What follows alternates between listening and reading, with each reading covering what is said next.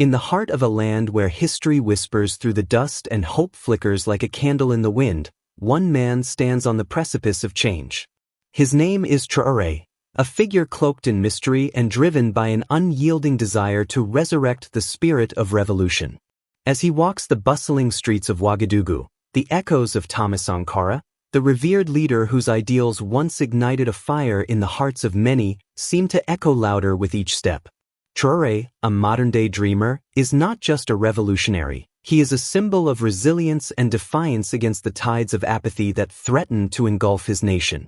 The story unfolds as Traoré confronts the harsh realities of political corruption and social injustice, igniting a movement that resonates deeply with the youth and the disenfranchised. Each chapter reveals layers of complexity, his motivations rooted in personal loss, the legacy of Sankara haunting his every decision, and the looming threat of those who would silence him. As he navigates the treacherous waters of rebellion, Traoré faces not only external adversaries but also the internal struggle of maintaining his vision amidst chaos and despair. This narrative is not merely about a man or a revolution. It is a tale of identity, dignity, and the indomitable human spirit. With every turn of the page, we are drawn into a world where the past collides with the present, and the moral lessons of history become the guiding stars for a new generation. Through Traoré's journey, we witness the power of hope, the weight of responsibility, and the enduring impact of those who dare to rise against the odds. In this compelling exploration, we are reminded that the ghost of Sankara is not merely a memory but a living force that continues to inspire and challenge us all. The sun had barely risen over Ouagadougou when the first gunshot shattered the fragile peace. Smoke curled from the muzzle of a rifle as armed men stormed the government building, their boots thudding against the stone pavement. Traoré stood at the edge of the square, his breath steady despite the chaos unfolding before him. He had spent years preparing for this moment, yet nothing could have readied him for the raw, visceral reality of resistance. The city was a powder keg, its people caught between the suffocating grip of authoritarian rule and the desperate yearning for liberation. And now, as bullets ricocheted off marble walls and cries of protest rose from the crowd, Traoré knew there was no turning back. His hands clenched into fists as he watched the young soldiers, barely older than himself, raise their weapons toward unarmed civilians. Their faces were blank, their eyes hollow, products of a system that had stripped them of choice, of morality. But Traoré saw something else beneath their masks of obedience. He saw fear. Fear of failure, fear of being forgotten. And in that moment he understood, this was not just a battle for power. It was a battle for identity, for meaning, for the soul of a nation teetering on the edge of oblivion. As if summoned by his thoughts, a voice cut through the din. "You can't save everyone," a woman shouted from the second floor of the building. Her face was streaked with soot, her eyes blazing with defiance. "But you can start here." Traoré didn't know who she was, but her words struck deep. They echoed the very essence of Sankara's revolution, the belief that even in the darkest times, a single act of courage could ignite 1,000 more. The air grew heavier as the standoff escalated. The soldiers hesitated, their fingers hovering over triggers, their minds warring between duty and doubt. Traoré stepped forward, his voice cutting through the tension like a blade. "We don't need violence to win this fight," he called out, his tone calm but unwavering. "We need truth. We need justice. And we need you to choose which side of history you stand on." The silence that followed was deafening. Then, slowly, one soldier lowered his weapon. Another followed. And then another. The tide was shifting, and Traoré felt it in his bones. This was not just a revolution, it was a reckoning. A moment where the past and future collided, and the fate of BurkinaFaso hung in the balance. Traoré's mind raced as he took in the scene around him. The faces of the gathered citizens, the uncertainty in the soldiers' eyes, the distant hum of sirens. Each element was a thread in the tapestry of history that he was trying to rewrite. He thought of Sankara, the revolutionary president who had once stood where he now stood, facing down the forces of oppression with nothing but conviction and the will of the people. It was impossible to ignore the parallels. Like Sankara, Traoré had grown up in the shadow of colonialism, had witnessed the slow erosion of Burkinabe identity under foreign influence, and had been shaped by the injustices that had plagued the country for decades. Yet, unlike Sankara, who had led a sweeping transformation that ultimately cost him his life, Traoré was still alive, still fighting, still breathing. He turned his gaze to the woman who had spoken earlier. She stood near the shattered window, her presence defiant yet grounded. Something about her posture, the way she held herself, reminded him of Sankara's wife, Mariam. Strong, unshaken, and utterly fearless. Traoré had never met Mariam, but he had studied her, just as he had studied every aspect of Sankara's life. He had memorized the speeches, the policies, the moments of triumph and tragedy. He had walked the same streets Sankara once had, traced the paths of his footsteps, and tried to understand what made him tick. Now, as he stood in the heart of a revolution that bore Sankara's name, Traoré realized that the past was not just a memory, it was a living force, shaping the present in ways both visible and unseen. And yet, with that realization came a burden. Sankara's legacy was immense, almost impossibly so. To follow in his footsteps was to carry the weight of an entire nation's expectations. Could he live up to it? Could anyone? Traoré had always believed that revolutions were not built by individuals alone, but by the collective will of the people.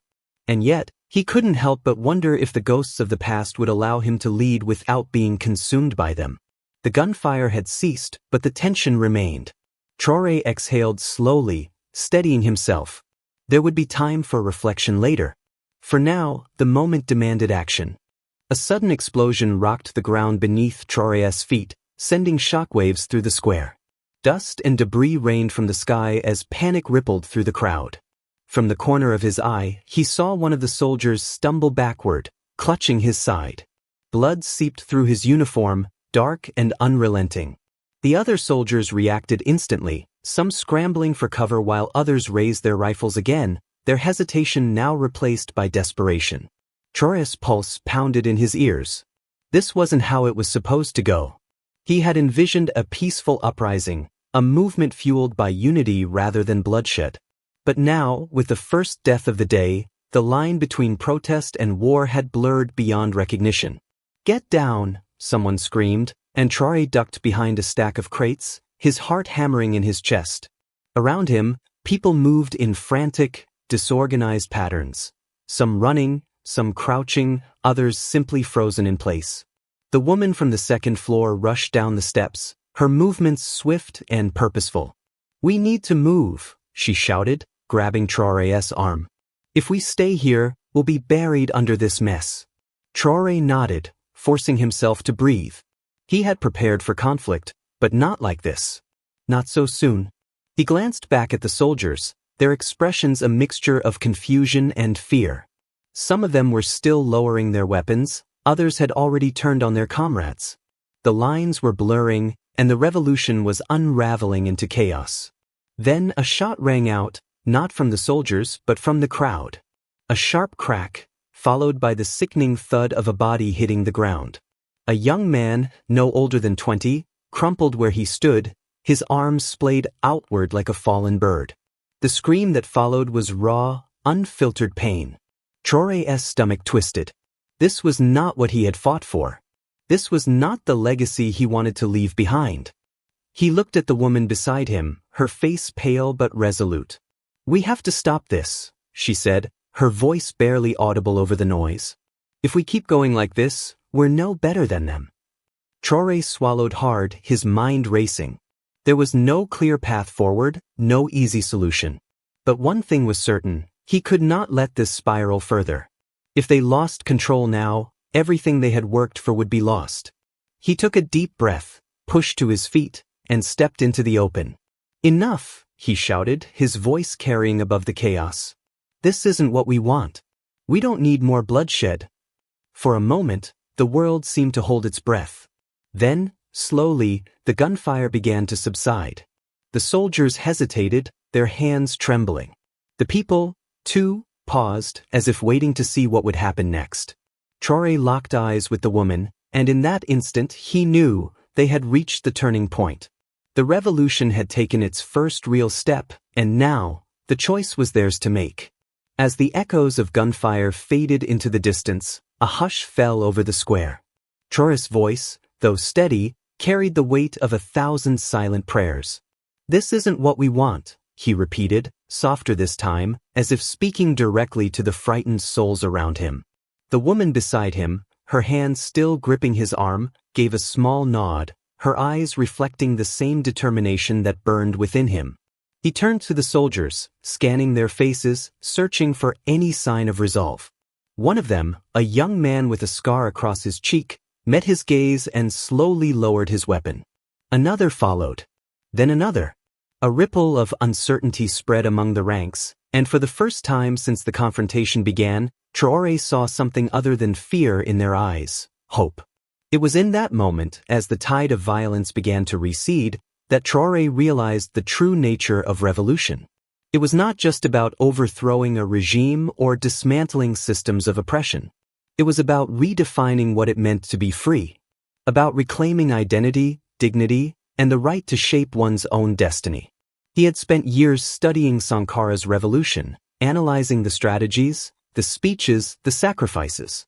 But now, standing in the heart of his own, he understood that no amount of preparation could replace the raw, unfiltered truth of the present. Sankara had once said, "We must build a society where the individual is respected, where women and men work together for the good of the people."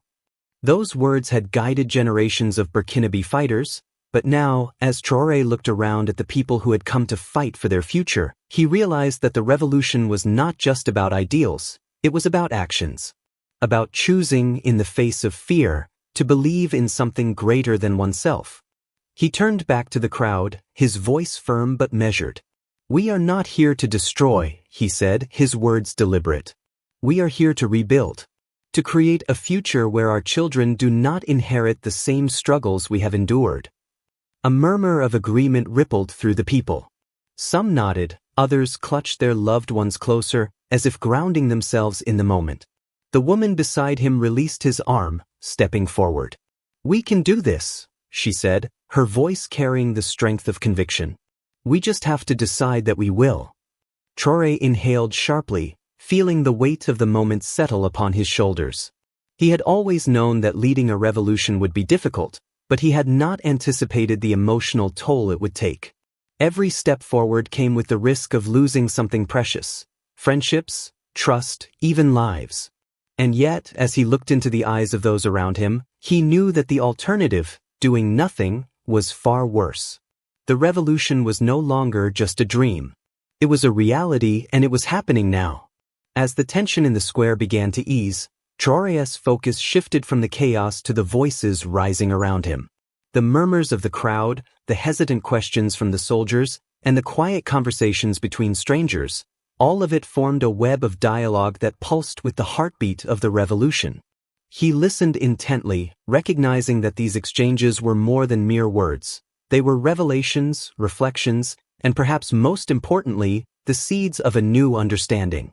One of the soldiers, the one with the scarred cheek, stepped forward, his voice low but filled with urgency. "What do we do now?" he asked, his eyes darting between Traoré and the woman beside him.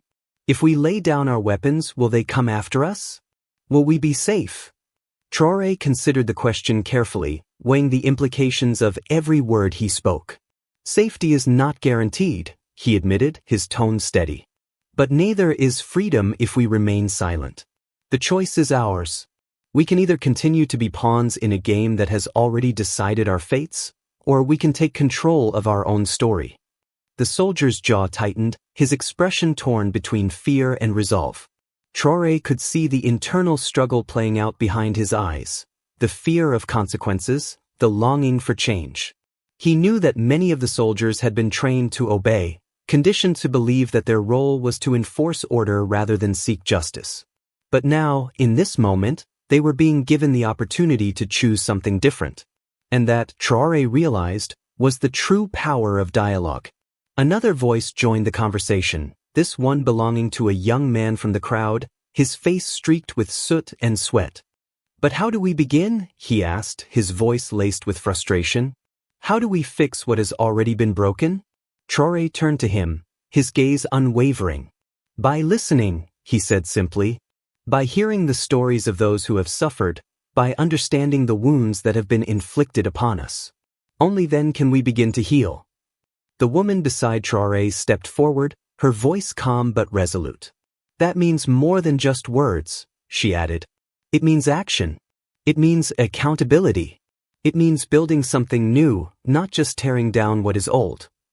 Her words settled over the group like a shared realization. Traoré saw the shift in the soldiers' expressions, the subtle nod of understanding from the young man, the quiet determination in the eyes of the people around him. The revolution was not just about taking a stand, it was about forging a new path, one that required honesty, empathy, and the willingness to confront the uncomfortable truths of the past. As the dialogue continued, Traoré felt the weight of his own identity pressing upon him. He was not just a leader, nor merely a follower of Sankara's legacy. He was a man standing at the crossroads of history, tasked with giving voice to a people who had long been silenced. And in that moment, he understood that the revolution was not just about reclaiming power, it was about reclaiming the right to define who they were and who they wished to become. The weight of the moment pressed heavily on Traoré's chest, a tangible force that threatened to crush him under the enormity of what had just transpired. The gunfire had ceased, the soldiers had lowered their weapons, and the people, those who had once been afraid, now stood taller, their eyes filled with a cautious but undeniable hope. Yet, in the aftermath of this fragile truce, Traoré felt something stir within him, an ache that went beyond the physical exhaustion of the day. It was the sorrow of knowing that this was only the beginning, that the road ahead would be fraught with challenges, betrayals, and sacrifices he had yet to fully comprehend. He looked around at the faces of those who had gathered, at the soldiers who had chosen to abandon their orders, at the families who had come to defend their homes and futures. He saw the same fear in their eyes that he had seen in the eyes of the soldiers. Fear of what would come next. Fear of failure. Fear of being forgotten. And in that moment, Traoré realized that the true burden of leadership was not just to guide a people toward change, but to bear the weight of their hopes, their doubts, and their dreams. The woman beside him, the one who had spoken so boldly from the second floor, touched his arm gently. "You did the right thing," she whispered, though her voice carried the unspoken question. Was it enough? Traoré did not answer. How could he? He had spent years preparing for this moment, studying the philosophies of revolutionaries past, believing that knowledge and conviction alone would be enough. But now, standing in the heart of his own revolution, he understood that knowledge was not the same as wisdom. That conviction was not the same as clarity. That the hardest part of leading was not making the decision, but accepting the consequences that followed. He thought of Sankara, of the man who had once stood in the same place, who had made the same choices, and who had paid the ultimate price. Had Sankara ever doubted himself? Had he, too, felt the crushing weight of expectation, the unbearable pressure of a people who believed in him more than he believed in himself? Traoré had always imagined Sankara as a figure of unshakable resolve, a man who had walked the path of revolution with unwavering certainty. But now, as he stood in the ruins of the past and gazed toward an uncertain future, he wondered if Sankara had ever felt the same doubt that now gnawed at his own heart. The silence stretched between them, heavy with the gravity of the moment. Then, a voice broke through the stillness. "What happens now?" it asked, the words soft but urgent. It was the young man from the crowd, the one who had questioned how they would begin. Traoré turned to him, seeing not just a question, but a plea. A request for direction, for reassurance that this was not in vain. He took a deep breath, steadying himself. "Now," he said, his voice firm but tinged with emotion, "we remember why we started this. We remember the people who have suffered, the ones who have been silenced, the ones who have been forgotten. We remember that this is not just about power, but about justice. About dignity. About the right to live as we were meant to live." The woman beside him nodded, her expression resolute. "And we remember that we cannot do this alone," she added. "We must listen to each other. We must learn from each other. And we must protect each other." Traoré closed his eyes briefly, allowing the weight of her words to settle within him. He had always believed that revolution was about action, about bold gestures and decisive moves. But now, he understood that it was also about patience, about the slow, deliberate process of rebuilding a people's faith in themselves. That it was about creating a space where voices could be heard, where stories could be told, and where the past could serve as a foundation for something new. When he opened his eyes, he found himself staring at the wreckage around him, the shattered windows, the scorched pavement, the remnants of a battle that had nearly claimed lives. And yet, amidst the destruction, he saw something else. He saw possibility. He saw the first steps of a movement that would not be defined by violence, but by vision, by the quiet, unyielding determination of a people who refuse to be broken. And for the first time since this journey had begun, Traoré allowed himself to believe that maybe, just maybe, this revolution could be more than a fleeting spark. That it could be the beginning of something lasting, something real. As the last echoes of gunfire faded into the distance, a strange stillness settled over the square. The people who had once been shouting, crying, and praying for change now stood in uneasy silence, their faces etched with exhaustion and uncertainty. Traoré felt the weight of their gazes, the unspoken questions lingering in the air like a storm waiting to break. He had led them here, to this moment of reckoning, but now, as the dust settled and the adrenaline ebbed, he realized that the hardest part was yet to come. Because victory was not just about defeating the enemy, it was about confronting the deeper, more insidious forces that had kept them bound for so long. He turned his attention to the soldiers who had laid down their weapons. Many of them were younger than he was, their uniforms still pristine despite the chaos they had just endured. Some of them looked relieved, as if a great burden had been lifted from their shoulders. Others, however, wore expressions of quiet dread, their hands twitching as if unsure of what to do with themselves now that they were no longer following orders. Traoré had expected resistance, had braced himself for violence, but what he had not accounted for was the sheer depth of conditioning that had shaped these men into instruments of control rather than agents of their own will. He stepped forward, his voice calm but commanding. "You were taught to obey," he said, his words deliberate. "To follow commands without question. But today you chose differently. You chose to listen, to your conscience, to your fellow citizens, to the truth that has been hidden from you for too long."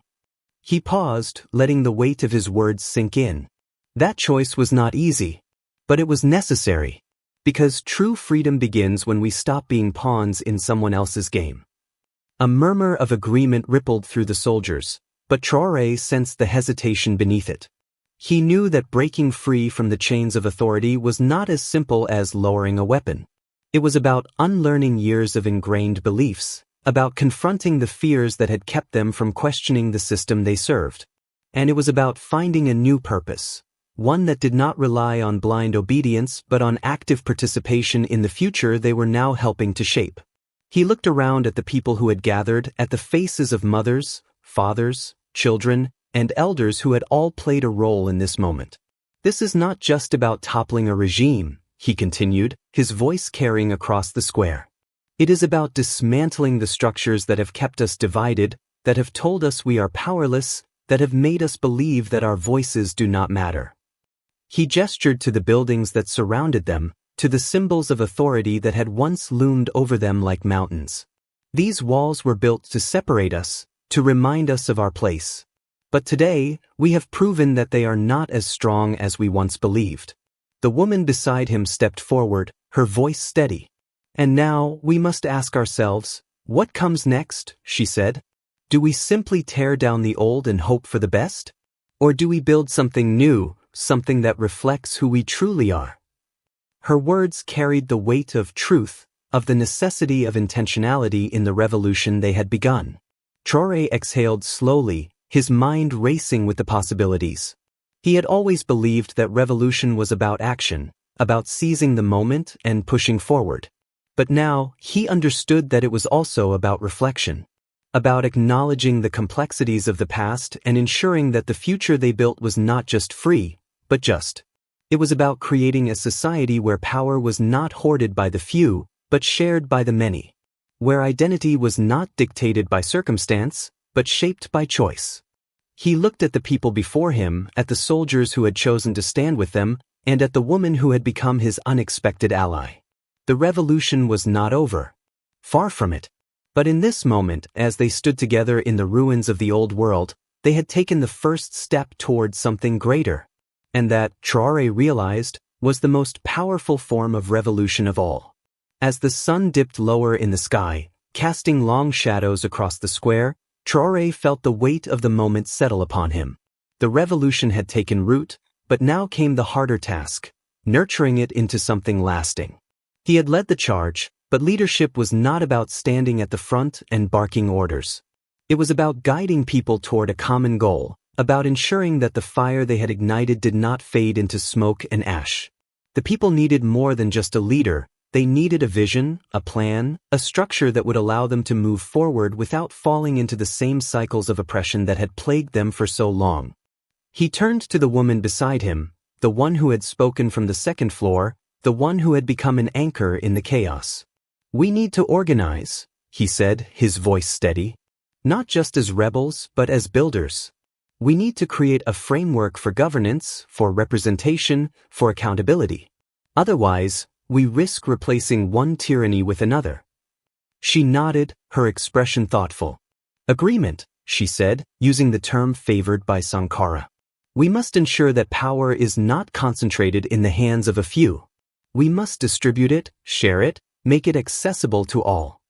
Her voice carried the weight of conviction, of the kind of ideological clarity that had once defined the revolution. Traoré exhaled slowly, considering the enormity of what they were attempting. They were not just overthrowing a regime, they were rewriting the very fabric of their society. That required more than just speeches and declarations. Required institutions, laws, education, and most importantly, trust. Trust between the people and their leaders, between the leaders and the people. Without it, everything they had fought for could collapse under the weight of its own ambition. "We need councils," he continued, his mind already forming the outlines of what was to come. "Community-based assemblies where people can speak freely, where decisions are made collectively. We need to establish a system that allows for transparency, where corruption cannot hide in the shadows." He looked around at the people gathered, at the soldiers who had chosen to stand with them, and at the faces of those who had come to fight for a better future. "This is not just my revolution," he said.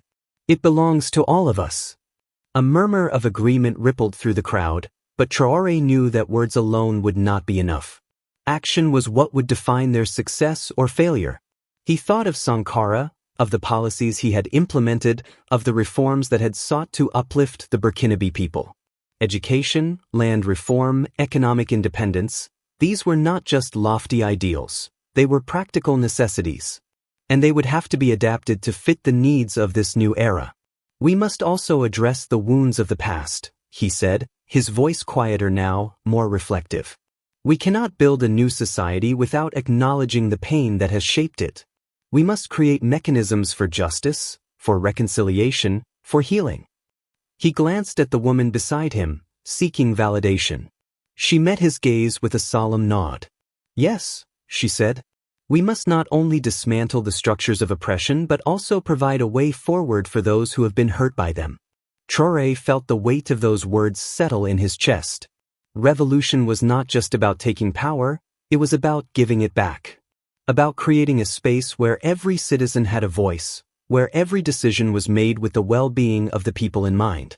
It was about ensuring that the mistakes of the past were not repeated, that the future they were building was not just free, but fair. As the last light of day faded into the horizon, Traoré knew that the battle was far from over. The revolution had only just begun. But in this moment, as he stood among those who had chosen to believe in something greater than themselves, he felt a quiet sense of hope. Not because the path ahead was easy, but because they had taken the first step. And sometimes, that was enough to change the course of history. As the night deepened over Ouagadougou, the city exhaled in slow, uneven breaths, as if awakening from a long-held nightmare. The streets, once choked with the sounds of gunfire and protest, now carried the hushed murmurs of people who had just glimpsed the possibility of something different. Traoré stood at the center of it all, his body weary, his mind racing with the enormity of what had transpired. The revolution had not ended with the fall of the regime, it had only just begun. And yet, as he looked around at the faces of those who had fought beside him, he could not help but feel the weight of history pressing upon him. This was not the first time Burkina Faso had stood at the precipice of change, nor would it be the last. He thought of Sankara, the man whose name had become synonymous with revolution, whose ideals had shaped the very fabric of the movement that now unfolded before him. Sankara had once stood where he now stood, had faced the same doubts, the same fears, the same impossible odds. And yet, he had forged ahead, not with blind confidence, but with an unwavering belief in the people. That belief had sustained him through the darkest days, had guided him as he led his nation toward self-reliance, toward justice, toward a future where every Burkinabe child could grow up free. And now, as Traoré walked in Sankara's footsteps, he realized that the greatest tribute he could offer was not to mimic the past, but to build upon it. The woman beside him, the one who had spoken from the second floor, placed a hand on his shoulder. "You are not Sankara," she said softly, her voice carrying both reassurance and challenge. "But you carry his spirit, and that is enough." Traoré nodded, though the weight of her words lingered. He had spent years studying Sankara's life, had absorbed every speech, every policy, every sacrifice. He had believed that by understanding the past, he could prepare for the future. But now, standing in the wake of a revolution that had just begun, he understood that history was not a blueprint, it was a mirror. It reflected the struggles of those who had come before, but it also revealed the choices of those who would follow. And those choices were his to make. He looked around at the people who had gathered, at the soldiers who had chosen to stand with them, at the faces of the young and the old, the hopeful and the fearful. They were the ones who would shape the future, not him. And that, perhaps, was the most important lesson Sankara had left behind. True revolution was not about one man leading a people, it was about a people leading themselves. The night stretched on, the city settling into a fragile peace. The revolution had taken its first steps, but the path ahead was uncertain. There would be setbacks, betrayals, moments of doubt. But there would also be victories, growth, and the slow, deliberate rise of a nation reborn. And as Traoré stood at the threshold of that future, he knew that the echoes of Sankara would continue to guide them, not as a relic of the past, but as a beacon for the road ahead. The night was thick with tension, the air charged with an energy that felt almost electric. Traoré stood at the edge of the square, his heart pounding as he surveyed the city around him. The revolution had taken its first steps, but the forces that had ruled Burkina Faso for so long were not ready to relinquish their grip. He could feel it in the silence that followed the gunfire, in the wary glances exchanged between the people and the soldiers who had chosen to stand with them. The battle was far from over. If anything, this was the moment when the true test of their resolve would begin. A voice broke through the stillness. "They won't let this stand," the woman beside him said, her voice low but steady. "They will come for us. And they will try to erase what we've done tonight." Traoré exhaled slowly, his fingers curling into fists at his sides. He had known this would be the case. Overthrowing a regime was one thing, but dismantling the systems that had upheld it was another. The ruling class would not disappear overnight. They would regroup, they would strategize, and they would strike back. And when they did, it would not be with brute force alone. They would use propaganda, manipulation, and fear to divide the people, to weaken the revolution from within. He turned to the woman, meeting her gaze with unwavering determination. "Then we must be ready," he said. "We must anticipate their moves, expose their lies, and unite the people before they can be broken apart." She nodded, her expression resolute. "We must also prepare for the worst," she added, "because they will not hesitate to kill to maintain their power." Traoré's jaw tightened. He had seen the lengths to which the regime would go. He had watched friends vanish, had buried those who had fought for freedom only to be silenced by the state. And yet, despite the danger, despite the fear, he could not turn away. He had come too far, sacrificed too much, to let this moment slip away. He looked around at the people who had gathered, at the soldiers who had chosen to stand with them, and at the faces of the young and the old, the hopeful and the fearful. They were the ones who would carry this revolution forward. They were the ones who would decide whether this movement would endure or be crushed beneath the weight of oppression.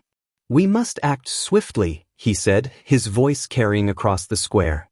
"We must establish our councils, our assemblies, our systems of governance before they can dismantle them. We must give the people a voice, a structure, a reason to believe that this is more than just a rebellion, it is a new beginning."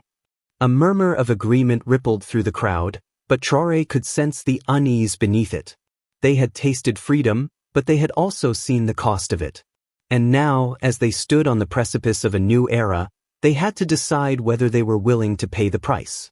The woman beside him stepped forward, her voice firm.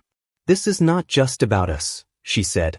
"It is about our children, our grandchildren. About the generations to come who should not have to fight for the same rights we are fighting for now. We must be willing to make the sacrifices necessary to ensure that this revolution does not end in bloodshed." Traoré closed his eyes for a brief moment, allowing the weight of her words to settle within him. He had always believed that revolution was about action, about seizing the moment and pushing forward. But now, he understood that it was also about endurance.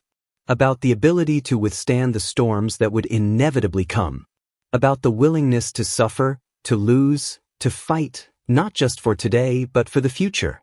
When he opened his eyes, he saw the same fire in the faces of those around him. The same determination. The same belief in something greater than themselves. And in that moment, he knew that no matter what came next, they would not be defeated. Because this was not just a revolution. It was a promise. A promise that BurkinaFaso would rise again. That the people would not be silenced. That the ghost of Sankara would not be forgotten.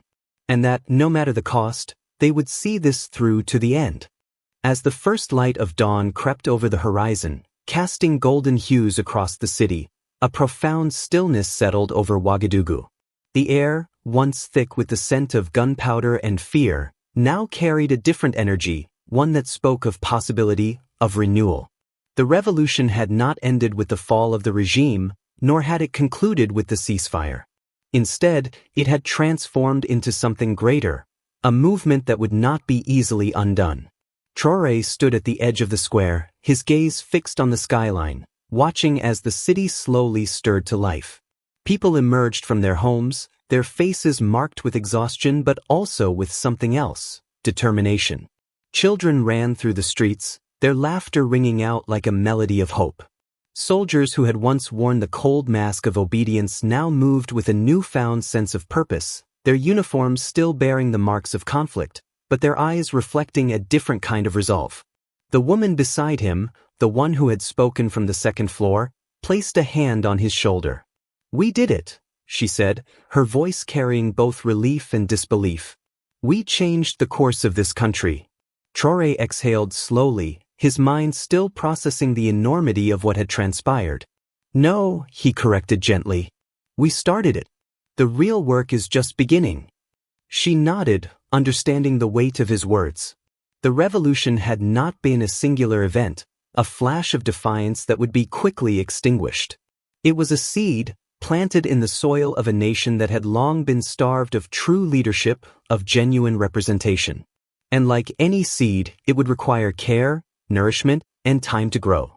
The people had taken their first steps toward self-determination, but the path ahead was fraught with challenges. The remnants of the old regime would not disappear overnight. They would regroup, they would attempt to regain control, and they would not hesitate to use whatever means necessary to do so. The revolution had exposed the fractures in the system, but it had also revealed the strength of the people who had come together to demand change. Traoré turned to the crowd, his voice steady despite the fatigue that weighed on his body. "We must not let complacency set in," he said, his words carrying the gravity of a leader who understood the fragility of their position. "This is not the end of the struggle. It is the beginning of a new chapter. One where we must build something stronger, something that cannot be taken from us again." A murmur of agreement spread through the gathering, but Traoré could sense the underlying tension. The people had tasted freedom, but they had also seen the cost of it. They had witnessed the sacrifices made, the blood spilled, and the risks taken. And now, as they stood on the precipice of a new era, they had to decide whether they were willing to continue the fight. The woman beside him stepped forward, her voice firm. "We must act swiftly," she said. "We must establish our councils, our assemblies, our systems of governance before they can dismantle them. We must give the people a voice, a structure, a reason to believe that this is more than just a rebellion, it is a new beginning." Traoré nodded, his mind already racing with the possibilities. They would need to create a framework that ensured power was not concentrated in the hands of a few, that decisions were made collectively, that the voices of the people were not only heard but honored. They would need to build institutions that fostered transparency, that encouraged participation, that protected the rights of every citizen. And most importantly, they would need to ensure that the lessons of the past were not forgotten, that the mistakes of the old regime were not repeated, that the people who had fought for this revolution did not become the very thing they had sought to overthrow. As the sun climbed higher in the sky, casting its warm light over the city, Traoré felt a quiet sense of hope settle within him. Not because the path ahead was easy, but because they had taken the first step. Because they had shown the world that even in the face of overwhelming odds, the people of Burkina Faso could rise. And as long as they remembered the spirit of Sankara, as long as they carried the fire of revolution in their hearts, they would never be silenced again. As the sun bathed the city in its morning glow, the people of Ouagadougou moved through the streets with a renewed sense of purpose. The revolution had not just been a battle for power, it had been a declaration of identity, a reaffirmation of the values that had once defined their nation. And at the heart of that declaration was the spirit of Sankara, the revolutionary leader whose vision had inspired generations, whose ideals had been revived in the fires of this new uprising. His legacy was not just a memory, it was a living force, woven into the fabric of the movement that had just begun to reshape Burkina Faso. Traoré stood at the center of it all, his mind drifting to the words Sankara had once spoken. "We must build a society where the individual is respected, where women and men work together for the good of the people." Those words had guided the revolutionaries of the past, and now, they carried the same weight for those who had just reclaimed their future. The people of Burkina Faso had not simply overthrown a regime, they had rekindled the flame of Sankara's dream. And in doing so, they had proven that his message was not confined to history, it was a call to action, a reminder that true revolution was not about seizing power, but about restoring it to the people. The woman beside him, the one who had spoken from the second floor, turned to him, her expression unreadable. "Do you think they will remember?" she asked, her voice carrying both hope and doubt. "Do you think they will remember what this was about?" Traoré exhaled slowly, considering her question. He had spent years studying Sankara's life, had immersed himself in the philosophy of the revolution, had believed that understanding the past would prepare him for the future. But now, as he looked around at the people who had fought alongside him, he realized that remembering was not enough. The past was not a static monument to be preserved, it was a living force, one that had to be carried forward with each new generation. "They will remember," he said finally, his voice steady. "As long as we teach them. As long as we ensure that the lessons of this moment are not forgotten." She nodded, but there was still a shadow of uncertainty in her eyes. "And if they forget?" she pressed. "If they return to the old ways, if they let fear take hold again?" Traoré met her gaze, his expression resolute. "Then we will remind them," he said. "We will tell their children the stories of this day. We will write them in books, in songs, in the very fabric of this nation. And we will make sure that the spirit of Sankara is never truly lost." The people around them were already beginning to move, to organize, to build the structures that would define the future. They were not just reacting to the past, they were shaping the future. And in that moment, Traoré understood that the true measure of a revolution was not in the battles it won, but in the legacy it left behind. The revolution had begun with a single act of defiance, with a voice that had refused to be silenced. But now it had become something greater. It had become a movement that would endure, not just in the memories of those who had lived through it, but in the hearts of those who would carry it forward. And as long as the people of Burkina Faso remembered who they were, who they had been, and who they could become, the spirit of Sankara would never truly die. As the city of Ouagadougou continued to awaken, The people of Burkina Faso stood at the threshold of a new era. The revolution had not ended with the fall of the regime, nor had it concluded with the ceasefire. Instead, it had transformed into something more enduring, a movement that would not be easily undone. The people had tasted freedom, had glimpsed the possibility of a future where their voices mattered, where their choices shaped the destiny of their nation. And now, they had to decide whether they would hold on to that vision or let it slip away. Traoré knew that the road ahead would not be easy. The remnants of the old regime would not disappear overnight. They would regroup, they would strategize, and they would strike back. The forces that had ruled this nation for so long would not relinquish their power without a fight. And when they did, it would not be with brute force alone. They would use propaganda, manipulation, and fear to divide the people, to weaken the revolution from within. But Traoré had learned one thing from Sankara, that true revolution was not about winning a single battle, but about building a movement that could withstand the tests of time.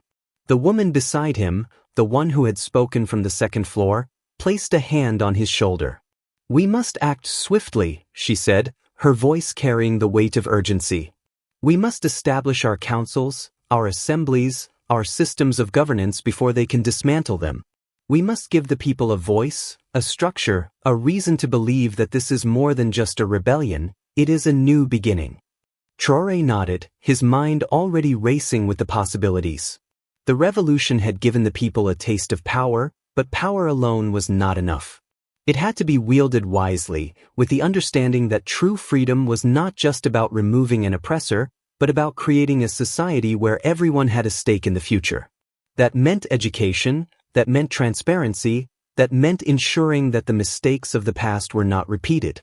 It meant building institutions that fostered accountability, that encouraged participation, that protected the rights of every citizen.